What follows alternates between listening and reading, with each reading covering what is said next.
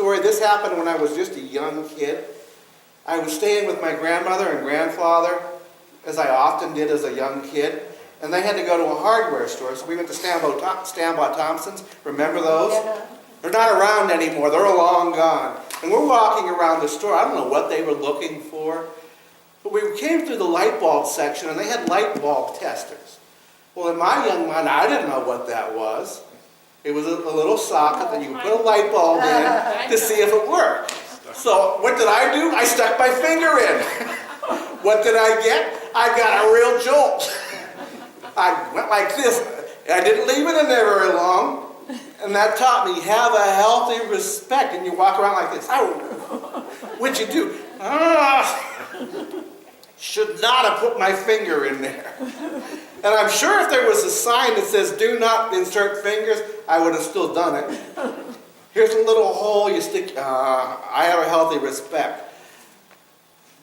But we are to fear God in a healthy reverence, a respect for Him, because He is the all-powerful being. Serve Him only and take your oaths in His name. Serve only God. Serve no other gods. And we've talked about this before. There are all kinds of gods in the world that we can serve. All kinds of gods clamoring for our attention. We are to serve God and God only.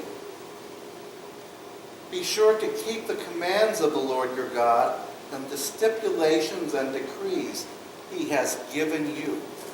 Again, these have come to the people from God through Moses.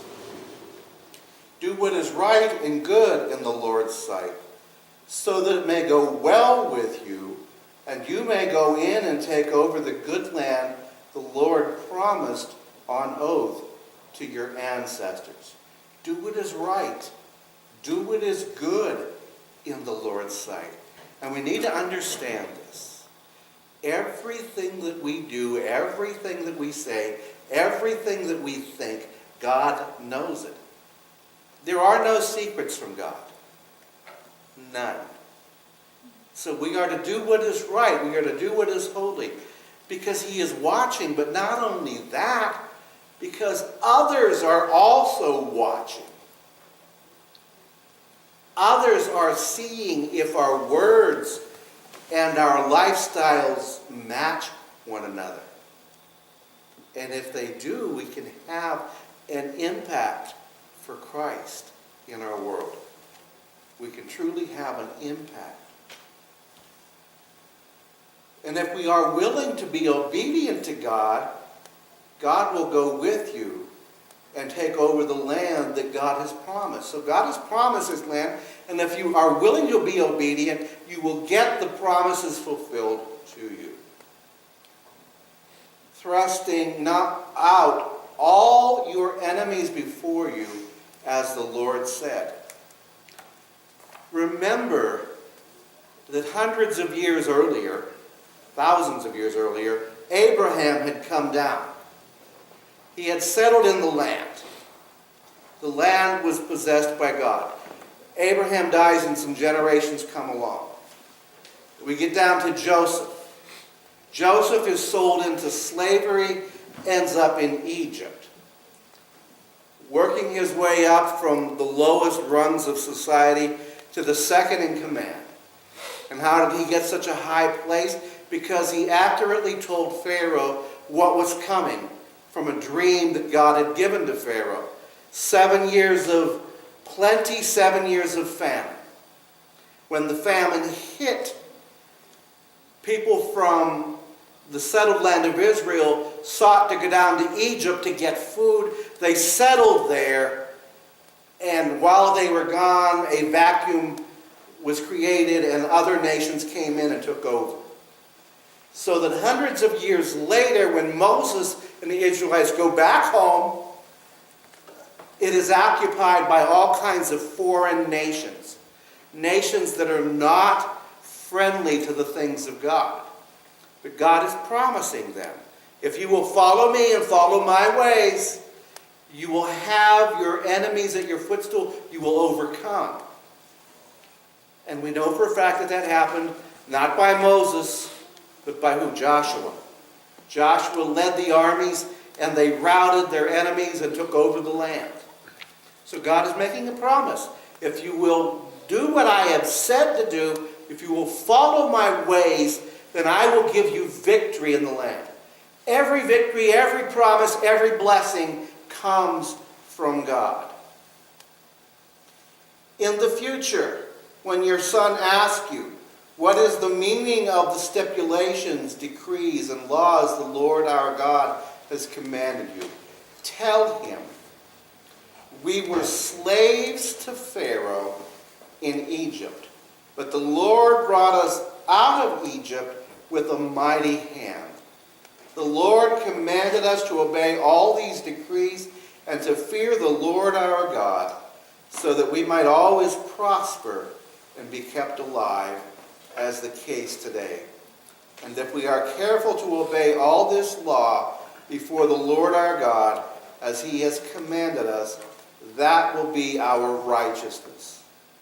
So in future generations, when your children begin to ask you, why do we have to do this? Why do we have to do these things? And what would be some of the things that they would have to do? The Passover. Some of the other festivals started by Moses. Why do we have to do this? Remind them of what God has done in bringing us, his people, out of slavery in Egypt. How God, by his mighty hand, has delivered us from slavery into the promised land. Remind them. What we need to understand today, and is difficult, is the importance of oral tradition. There were no printing presses. There was no internet. There was no telephone. There was no TV, no electricity. These things did not exist. If something was written, it was written by hand and copied by hand. So there were not a lot of written materials available. So the way tradition was passed down from generation to generation was spoken. It was oral tradition. And they were very meticulous in reminding the generations coming up of what God had done. That is how they learned the things of God. Again, this is to be done in the home.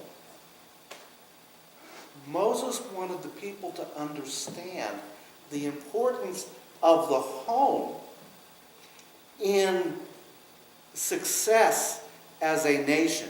As the home and the family is obedient to God and his ways, God will bless. And we see today the family is disintegrating. What was once clearly understood is getting blurred by society.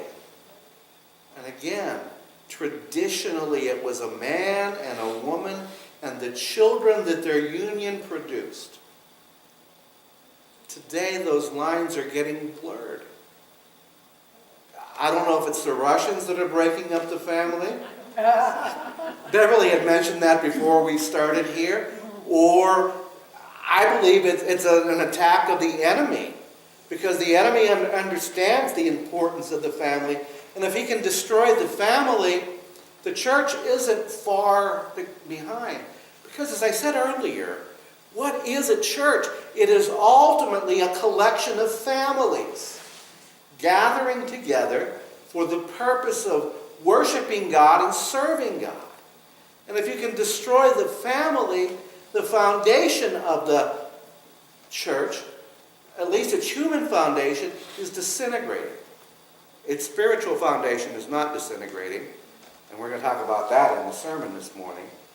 But the human foundation is starting to disintegrate. And who gets the victory? Satan.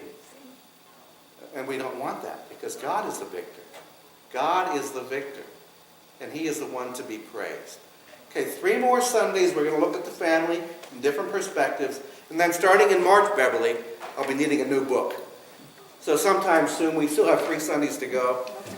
With the way this weather's been going, who knows? So we will start another series, and we're going to do a couple of interesting things. We're going to look at Ezekiel. We're going to start with the book of Ezekiel. Then I think we're going to either 1st or 2nd Corinthians, the second half of the study. And sprinkled in there will be the resurrection and Pentecost. But that's what's coming. We're going to look at the family. All right, let us close with prayer. First of all, how's Vince doing? A little bit better. He still looks terrible. Okay. Did you tell him? Yeah, he does.